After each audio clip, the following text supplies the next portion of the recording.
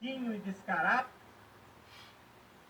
Irmãos e irmãs, vamos a mais um momento da nossa liturgia da palavra, que eu transmito nos meus endereços telemáticos, o blog repórterpaulomaciel.blogspot.com, facebook.com/Paulo Maciel da Rádio, canal no YouTube Paulo Roberto Maciel.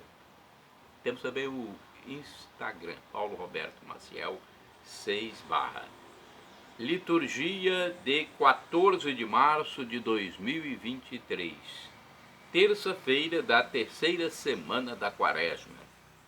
A cor dos paramentos litúrgicos é roxa. E no rito da celebração temos o ofício do dia. Antífona da entrada. Eu vos chamo, meu Deus, porque me atendeis. Inclinai vosso ouvido e escutai-me. Guardai-me como a pupila dos olhos à sombra das vossas asas. Abrigai-me. Salmo 17, versículos 6 e 8. Agora a oração do dia. Rezemos. Oremos. Ó Deus, que a vossa graça não nos abandone, mas nos faça dedicados ao vosso serviço e aumente sempre em nós os vossos dons. Por nosso Senhor Jesus Cristo, vosso Filho, na unidade do Espírito Santo. Assim seja. Vamos agora à primeira leitura.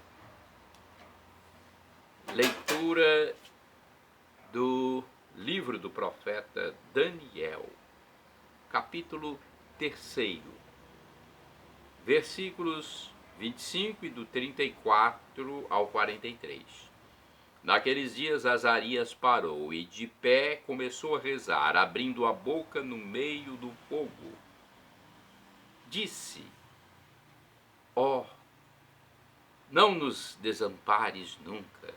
Nós te pedimos, por teu nome, não desfaças tua aliança, nem retires de nós tua benevolência, por Abraão, teu amigo, por Isaac, teu servo, e por Israel, teu santo, aos quais prometestes multiplicar a descendência como estrelas do céu e como areia que está na beira do mar. Senhor, estamos hoje reduzidos ao menor de todos os povos, somos hoje o mais humilde de toda a terra, por causa de nossos pecados. Neste tempo, estamos sem chefes, sem profetas, sem guias. Não há holocausto nem sacrifício, não há oblação nem incenso, não há um lugar para oferecermos em tua presença as primícias e encontrarmos benevolência, mas de alma contrita e em espírito de humildade sejamos acolhidos. E como nos holocaustos de carneiros e touros, e como nos sacrifícios de milhares de cordeiros gordos, assim se efetue hoje nosso sacrifício em tua presença, e tu faças com que te sigamos até o fim. Não se sentirá frustrado quem põe em ti sua confiança. De agora em diante queremos de todo o coração seguir-te, temer-te, buscar tua face. Não nos deixes confundidos, mas trata-nos segundo a tua clemência e segundo a tua imensa misericórdia. Liberta-nos com o poder de tuas maravilhas e torna teu nome glorificado, Senhor. Palavra do Senhor, graças a Deus. Salmo responsorial agora, o salmo então de resposta, Salmo 25, versículos 4 BC ao 5 AB, 6 ao 7 BC, 8 ao 9 refrão, 6 A. Recordai, Senhor, a vossa compaixão. Repitamos: recordai, Senhor, a vossa compaixão. Mostrai-me, ó Senhor, vossos caminhos, e fazei-me conhecer a vossa estrada. Vossa verdade me oriente e me conduza, porque sois o Deus da minha salvação. Recordai, Senhor, a vossa compaixão. Recordai, Senhor meu Deus, vossa ternura e a vossa compaixão, que são eternas. De mim lembrai-vos, porque sois misericórdia e sois bondade sem limites, ó Senhor. Recordai, Senhor, a vossa compaixão. O Senhor é piedade e retidão, e reconduz ao bom caminho os pecadores. Ele dirige os humildes na justiça, e aos pobres ele ensina o seu caminho. Recordai, Senhor, a vossa compaixão. Repitamos: recordai, Senhor, a vossa compaixão. Vamos agora ao Evangelho, vamos proclamar o Evangelho de Jesus Cristo. É o momento em que nós devemos ter mais atenção. Todos os momentos são importantes, mas temos que ter mais atenção no Evangelho, porque é a palavra direta de Cristo, né? Vamos então? O Evangelho de Jesus Cristo de hoje é o escrito pelo apóstolo São Mateus, que foi publicano. Mateus 18, versículos do 21 ao 35. Publicano é o funcionário público que exercia o papel de fiscal, de coletor de impostos. Pois é. Depois ele se converteu com um simples chamado de Jesus Cristo. E é evangelista, escreveu o primeiro evangelho, o primeiro que está na Bíblia. Vamos primeiro aclamar o evangelho. Jesus Cristo, sois bendito, sois ungido de Deus Pai. Jesus Cristo, sois bendito, sois ungido de Deus Pai. Voltai ao Senhor vosso Deus, Ele é bom, compassivo e clemente. Trecho de Joel, capítulo 2, versículo 12. Jesus Cristo, sois bendito, sois ungido de Deus Pai. Jesus Cristo, sois bendito, sois ungido de Deus Pai. Vamos então ao Evangelho, vamos ouvir a palavra de Deus, capítulo 18 do texto de Mateus, versículos de 21 a 35. O Senhor esteja convosco, Ele está no meio de nós. Proclamação do Evangelho de Jesus Cristo, segundo São Mateus. Glória a vós, Senhor. Pelo sinal da Santa Cruz, livra-nos Deus, nosso Senhor, dos nossos inimigos. Naquele tempo, Pedro aproximou-se de Jesus e perguntou: Senhor, quantas vezes devo perdoar se meu irmão pecar contra mim? Até 7 vezes? Jesus respondeu: não te digo até 7 vezes, mas até 70 vezes 7. Porque o reino dos céus é como um rei que resolveu acertar as contas com seus empregados. Quando começou o acerto, trouxeram-lhe um que lhe devia uma enorme fortuna. Como o empregado não tivesse com que pagar, o patrão mandou que fosse vendido como escravo junto com a mulher e seus filhos e tudo que possuía para que pagasse a dívida.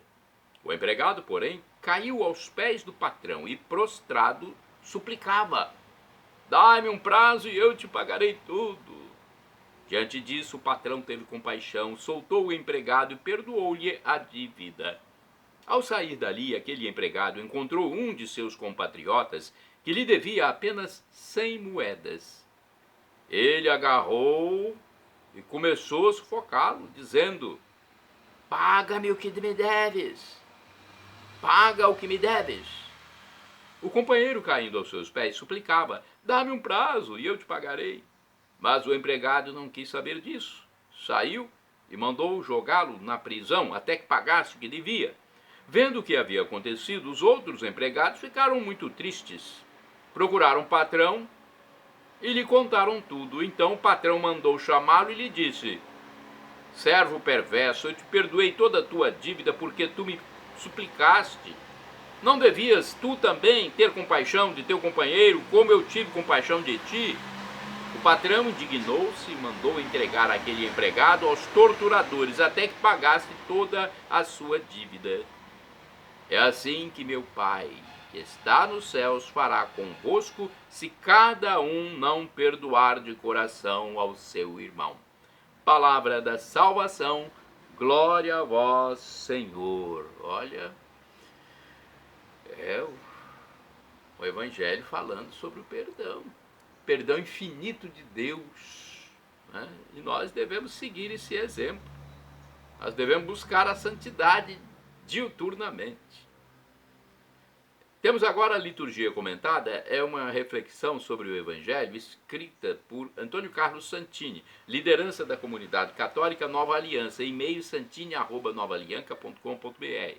70 vezes 7 é o título do comentário de Santini, baseado em Mateus 18, versículos de 21 a 35. Não é uma simples questão de aritmética. Na mentalidade dos hebreus, 70 vezes 7 é igual a sempre. Jesus usa da expressão numérica para responder a uma pergunta a respeito do número de oportunidades que devemos dar a quem nos ofende, ainda que seja um reincidente.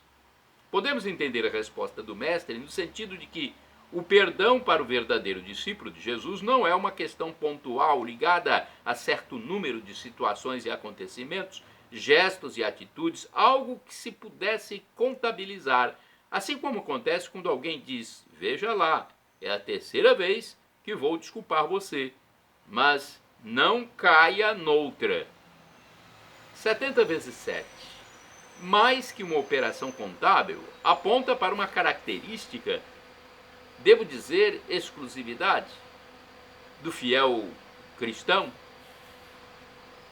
Para nós que tentamos viver na prática o Evangelho de Jesus, o perdão é, acima de tudo, um estado de espírito, um estilo de vida, um critério de agir que antecede as situações em que deverá ser atualizado. Em outros termos, nós decidimos antecipadamente que, quando vier a ocasião de uma ferida recebida, uma injúria sofrida, iremos perdoar, seja lá a quem for. Continua Santini em sua reflexão. Alguém dirá que nossa sociedade não é assim. Antes, nossa tendência é exatamente contabilizar as coisas naquele livro preto com 3 colunas. Deve haver e saldo, o livro da contabilidade. E dia a dia fazer acertos de conta. Alguém dirá que esse ideal do perdão incondicional está além das nossas forças. Alguém dirá que esse critério acaba por formar irresponsáveis e até estimular novas ofensas. Se essas pessoas têm razão em sua filosofia, então Jesus, Cristo, morreu em vão. Naquela áspera cruz onde ele pedia ao Pai que perdoasse aos seus algozes, Jesus pagou todas as nossas contas, aboliu o documento de acusação que era erguido contra nós, conforme carta de São Paulo aos Colossenses, capítulo 2, versículos do 13 ao 14, apagou nossos crimes e pecados. Devedores perdoados, com que direito iremos nós cobrar de nossos irmãos? Conforme Mateus 18, versículo 33. Quanto sofrimento será evitado à nossa volta se, apoiados na graça de Deus, decidimos perdoar aqueles que nos ofenderam? Quantas reconciliações, quantas feridas curadas, quantas mortes evitadas? E mais, se exercitamos continuamente o perdão, até podemos rezar a belíssima oração que Jesus nos ensinou: Pai, perdoai as nossas ofensas, assim como nós perdoamos a quem nos tem ofendido. Irmãos e irmãs, orai sem cessar. Ao Senhor pertencem a misericórdia e o perdão. Daniel, capítulo 9, versículo 9. Vamos agora ao santo do dia. É sempre importante nós transmitirmos a história dos santos do dia. Por quê? Porque os santos são exemplos para nós. O santo do dia é uma resenha diária dos santos guardados na memória da igreja. Histórias de mestres da vida cristã de todos os tempos, que como faróis luminosos orientam o nosso caminho. Eu pesquisei no site do Vaticano. Beato Plácido Riccardi é santo do dia 14 de março. Beato Plácido Riccardi, monge de São Paulo, fora dos muros, natural da Úmbria. Tomás tornou-se beneditino em 1866 e, ao se tornar sacerdote, recebeu o nome de Plácido. Como grande defensor da regra, foi enviado a Farfa Sabina para reformar a abadia, onde foi confessor das monjas eremitas. Faleceu em 1915, depois de anos de malária. Outro santo do dia 14 de março. Uma santa. Santa Matilde, rainha. Santa do dia 14 de março. Matilde nasceu em uma família de condes e formou a sua com o duque da Saxônia e futuro rei da Alemanha, da qual nasceram 4 imperadores. Ao invés de aspirar em acumular riquezas, Matilde quis ser santa e, como tal, foi proclamada em 968. Ela é muito venerada em algumas dioceses alemãs. Matilde nasceu na Saxônia, em uma família profundamente religiosa que a enviou para estudar no mosteiro de Herford, na Westfália, onde sua avó era abadesa. Dali voltou instruída e devota e, na verdade, além de cultivar a sua fé, aprendeu a ler, escrever e até se interessou por política, coisa rara naquele tempo para as mulheres ainda mais sinobres. Matilde casou-se com Henrique, duque da Saxônia, que alguns anos depois se tornou rei da Alemanha. A vida dos soberanos alemães transcorreu tranquilamente. Henrique vive, muitas vezes, fora do palácio, enquanto Matilde mantém uma verdadeira vida monacal, composta de caridade com os pobres e assistência aos enfermos.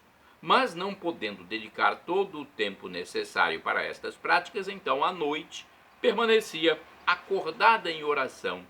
Em 936, com a morte de seu marido, ela se despojou de todos os seus bens e privilégios. No entanto, começou a sucessão, sobretudo entre 2 de seus 3 filhos.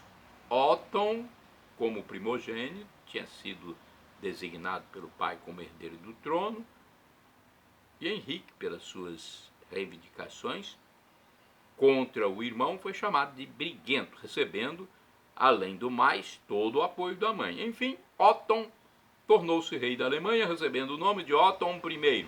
Quando em 962 foi a Roma para receber a coroa imperial, Matilde governou o reino do seu refúgio no mosteiro de Nordhausen, um dos muitos que ela havia ajudado a construir e apoiar, como Pordel,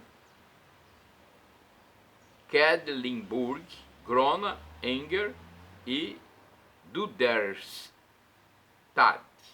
além de inúmeros hospitais. A escolha de viver no mosteiro foi imposta pelos seus 2 filhos contendores, que neste caso concordaram de impedir a mãe a esbanjar o patrimônio da família com contínuas e ingentes esmolas. Matilde viveu os últimos anos de sua vida como uma monja, sempre generosa e caridosa com todos e completamente alheia às coisas mundanas e às prerrogativas de sua posição social.